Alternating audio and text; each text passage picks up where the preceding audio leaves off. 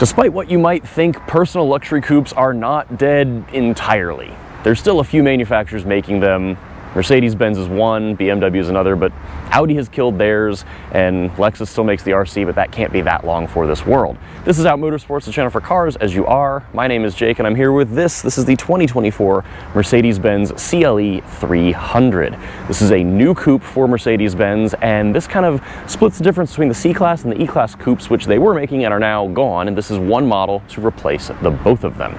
So let's talk briefly about what we've got here, and then we'll get behind the road, because a grand touring type of coupe is perfect for grand touring, and that is what we're going to do. We're going to road trip this thing from Washington, D.C., about 400 miles each way, with a friend of mine and talk all about how it is as a road tripper. Okay, so a couple quick things with the CLE coupe. So they make this as a coupe and a convertible, and like I said, it kind of splits the difference between the C and the E that were outgoing. So this uses the 112.8-inch wheelbase of the current C-Class sedan, so you've got less wheelbase than the E, but still going to be overall more sized like the old E-Class coupe. So it's within an inch of most dimensions there. Now power-wise, this being a CLE 300, this is the brand's 2-liter turbo 4 that they've had for a bunch of years now. 255 horsepower, 295 pound-feet of torque, and this does have a 48-volt mild hybrid system on it. So you get that little extra shove into the power band. You get a little extra power and torque out of the electric starter generator sort of dealy. It's not going to be added to the engine's power and torque figures though. So 255, 295 is what you've got, paired to a 9-speed torque converter automatic, and in this case, 4MATIC all-wheel drive. If you don't want the 4-cylinder, you can get a CLE 450, which is that inline 6 with twin turbos on it, and that is going to be a fabulous engine, at least in the other cars I've driven it in. This one though is the 300. So let's get behind the wheel and talk all about how this thing is as a road tripper. All right, so we are back once again with the lovely and talented Garrett, everyone. Hello, darlings. We last saw him on our BMW iX video, and now we're driving the CLE. So, first things first, before we talk about anything, we might as well... Oh, that's a cop. I probably shouldn't do a full throttle run right here. I was going to go real fast down the on-ramp, but they're just sitting. We'll get around the corner. Oh, they're pulling up. Okay, they're going the other way. And now we've got like a tight corner, so we'll just wait to merge. Okay, so we're in Sport. This is 255 horsepower and 9 speeds and a turbo 4, so.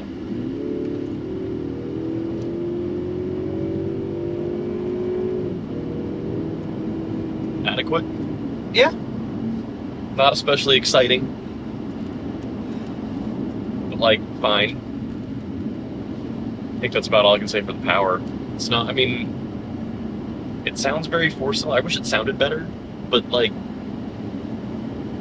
I think I was saying, was this last night or something? I don't know. We were talking and I said like this engine is best when it just kind of like shuts up and gets out of the way. So, like if you don't know it's a 4-cylinder, it's fine. Yeah, that's true. So, otherwise, we've been on the road for a while. We're road tripping to go see another friend of ours, and we're going to end up putting like 800 miles on this thing by the time we're all done. So lots of highway time, which is kind of what this is, I think, good for, or meant to be good for. Now you're an E-Class owner. Yes. You've had a couple. I've had 2 wagons. I don't know if you count a diesel as a sedan, but that was the E-Class of its day. Yeah, 300 diesel. So this is replacing the C-Class coupe and the E-Class coupe. We were talking earlier, like, who this is for, which I don't know if we have an answer for that, but you told me a long time ago your mom said something about coupes, which I think is hysterical. That they are a selfish person's car. Which is absolutely the case. There's no space behind you. I mean, we're both tall, right? And you've got, like, no room behind your seat, and mine can't be any better, really. So let me get my active distance assessed on. There we go. My laptop bag's back there, and that gift bag's back there. Oh, right, a whole gift bag that's like this big on the seat. And MacBook Air, you know, really jams up everything. Really stretching the limits of cargo capacity in here. As far as up front, though, I mean, I'm mostly good. I have plenty of legroom. Yeah, legroom is great. I've got bigger hair than you, and I wish that my seat went down another inch. because my head is like in the roof. But you seem to be doing a little better on your side. We talked about... My hair's flat. That is true. We talked about getting the seats set before, and I think that's been a bit of a challenge. So one thing I know I think we both don't love is the general seat adjustment. So there's these controls on the doors that are... I complained about this on my C-Class review a couple years ago. They're like touch sensitive-ish, and they don't do everything.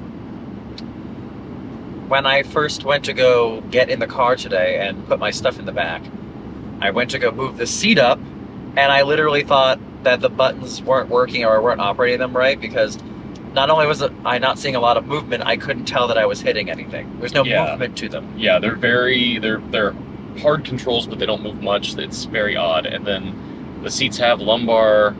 They have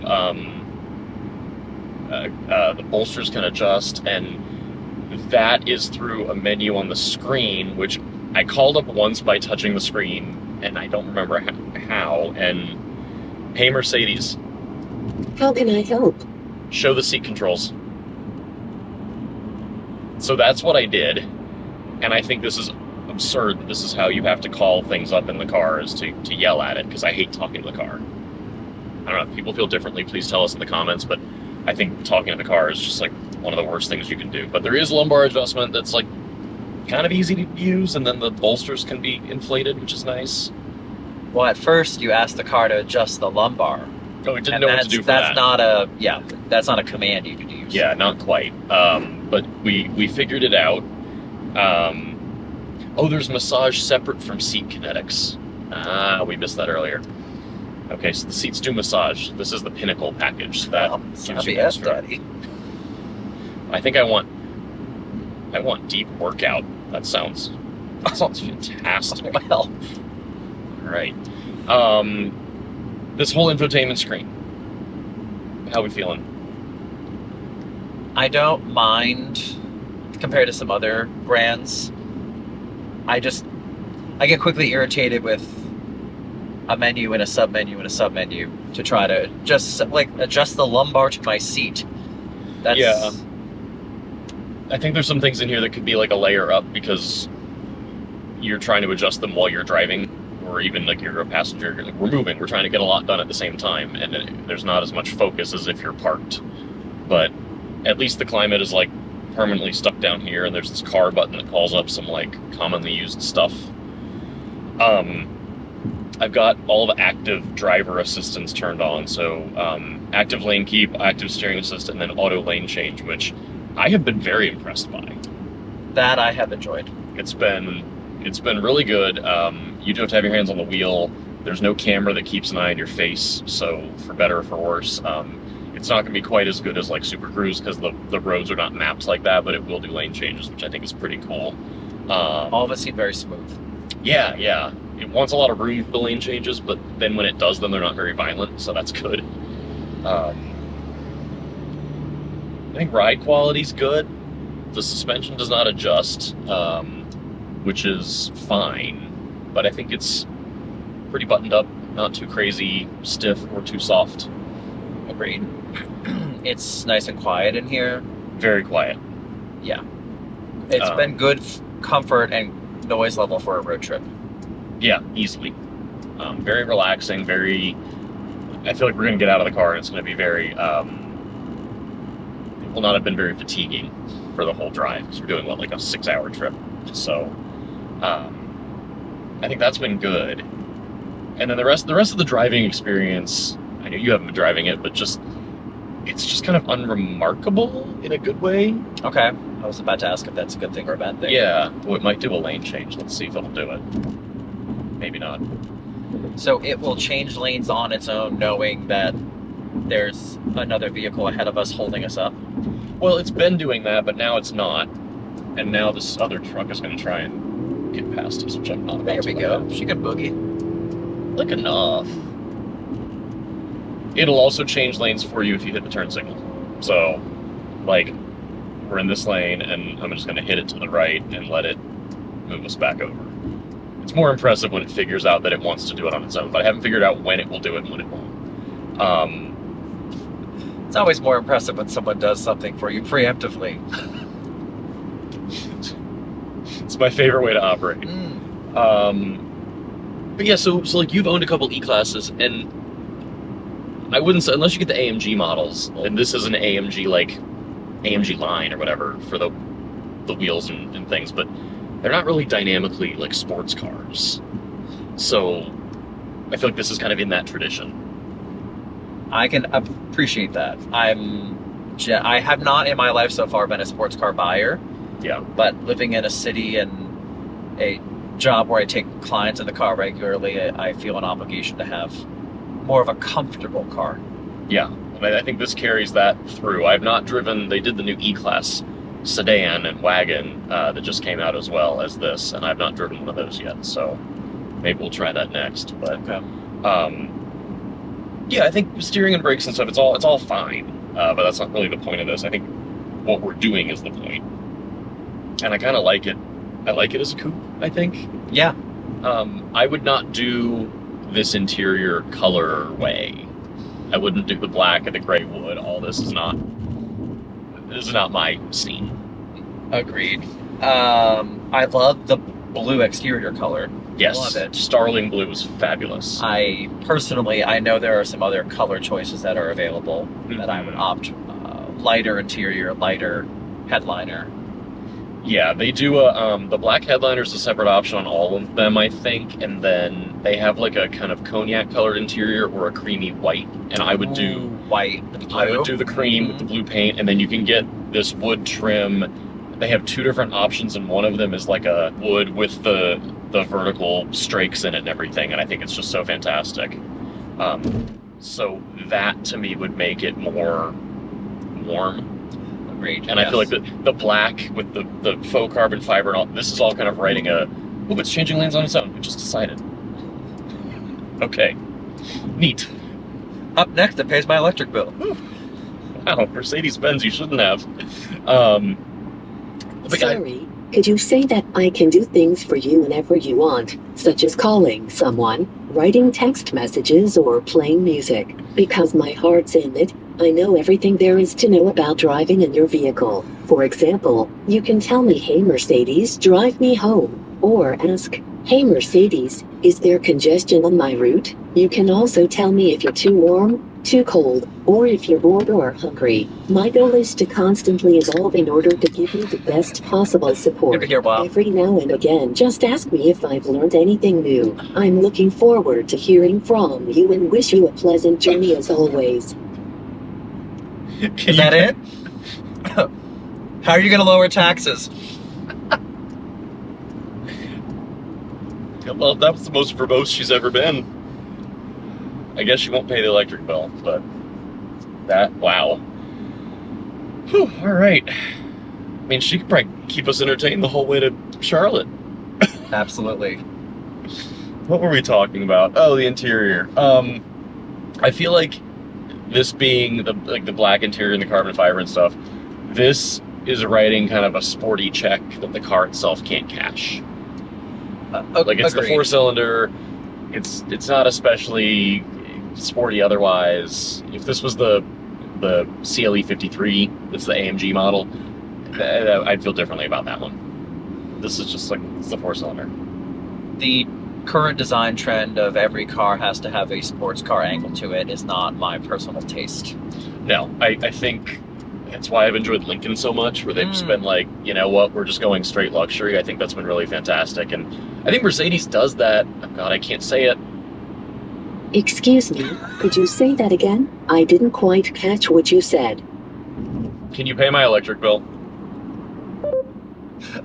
She just went away. All right, never mind. Yeah, whenever I'm in these cars, I forget you can't say the brand. The brand name. Yeah. But yeah, not everything has to be sporty, and I think that MB does a fine job making cars that aren't that are just nice, if that's what you want. And that's kind of what this is. Yeah. Like, I love sports cars. You know everything I've had, and I'm always a fan, especially for a road trip, of something like this. It's just kind of relaxed. We're getting 34 miles a gallon out of the 4-cylinder, which is what it's rated for on the highway, with an average speed of about 70 miles an hour. But otherwise, it's a good drivetrain. Like we were saying, it's kind of unobtrusive. The whole car gets out of your way. Visibility is good. The dash is low. I think for being a coupe, like the roofline's always more squatty, and I think we've got decent visibility out of here. Modern trends are still short windows, which I don't love, but you were saying something about the seatbelts, though.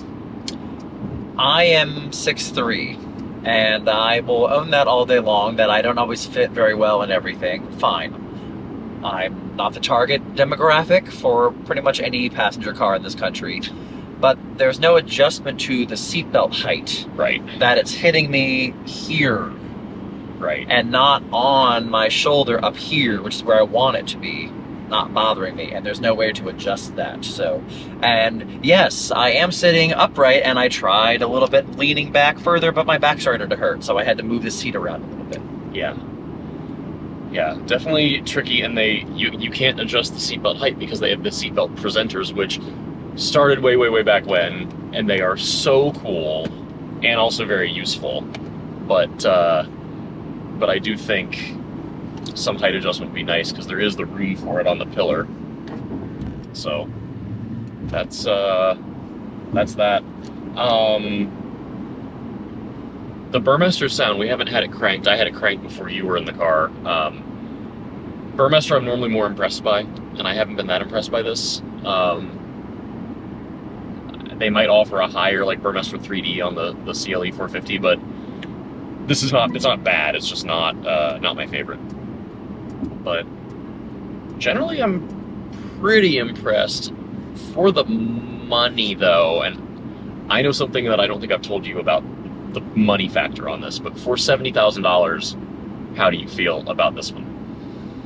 Well, I was surprised when you said that figure. Keeping in mind this is a 300 with a lot of options on it. Okay, I know they did not produce this car to be a volume seller in any capacity. What if I told you could get a CLE 450 and take some options off for the same price, almost to the dollar? I would get the 450. Same. I do think part of the appeal of a car like this, to your point, to your mother's point, this is a car for selfish people. Part of the big personal luxury coupe thing is having a big engine. Yes. I think that makes it. It's fantastic we're getting 34 miles a gallon, but like, no one's buying this to be an economy car. I think for me, I'd want it to be the 450. Yeah. And I don't know if I'd need some of the features that this one has. Like the heads-up display is fabulous. That's part of the Pinnacle package. It's like the heads-up and the dash cam and some other things that are nice, but I think I could skip that. And also, you get more standard features on the 450, so it makes the price difference not that big. True, and I wonder how the 450 would also resale. Might hold its value better. Yeah. I appreciate the fact that they put this in the fleet, though, because you know they never put the more affordable, lower trims, lower models, whatever, in the press fleet, so this is nice to have. For me, I think this is a hard sell at this price, but you could do it for less and get the 300 if you really just want this kind of car. It's good looking. I think it's a really good example of their current design language. I like it especially from the front, but the whole thing is pretty nice to look at, so I'm happy with that. Ooh, and loading it up today, you brought a duffel bag, I brought a small, like, carry-on size rollerboard. Trunk has plenty more room in it. Oh, yeah, yeah. I was actually surprised at how big the trunk space was for a two-door car. Yeah. I think if you definitely two people and a week's worth of luggage or a long weekend's worth of luggage would be easy to do. And I think if you had 3 people in here, you could do like a 3-people weekend trip. If the 2 passengers would, compromise on legroom a little bit, it would work. Yeah. Only short friends in the backseat. But yeah. I think I would be less comfortable if I had to move the seat up at all. Well, you've got your legs like straight in front of you, so. But yeah, I like this. I think this is one of my more favored products that they are selling right now. Okay. Maybe. I've had some friends drive the convertible version, so they do have the convertible of this. That's the same cars, removable roof and I'm really curious to try and drive one of those at some point to see if that changes my feelings, because I have a feeling that those would be just like fantastic, opulent feeling. Yeah. I know they have the SL that should be even more opulent, but something to me about a really, like, this is still a big car. I have a feeling that with the roof down and, you know, tie a scarf around your head and all that, like, I think that would be really vibey and fun. I would love to also check that out. I'm still obsessed with the idea of a luxury, like, Grand Touring convertible. Yes. Like, I want a quiet, comfortable convertible. Yeah. Because where we live, it's always stop, stop, stop. There's no open road. So a sports car to me just doesn't seem as practical for my daily usage. Right, and you're going to get more comfort out of this being the longer wheelbase and all that anyway. So, you know, if you don't need it to be as sporty, like, let it be soft, let it be a little more wafty everywhere. So, but we're Grand Touring right now. Absolutely. I've always owned big cars by normal standards, so to me, especially as a taller individual, fine. Yeah, yeah. Especially, I just love the personal luxury coupe, a big two-door, like, yep, I don't have people in the back, I'm doing my own thing. It's selfish, and that's the best part. Yes, it is. Can't hate on that. And I think that's that. So that's the 2024 Mercedes-Benz CLE 300. Thank you for coming along as always. Give us a follow on Facebook, Instagram, like, share, comment, subscribe here on YouTube. Tell us if you want to see more of Garrett and others, because we can certainly add more people into these reviews. I think they're more fun when I do them with other people. And yeah, stay safe, be well. See you for the next one.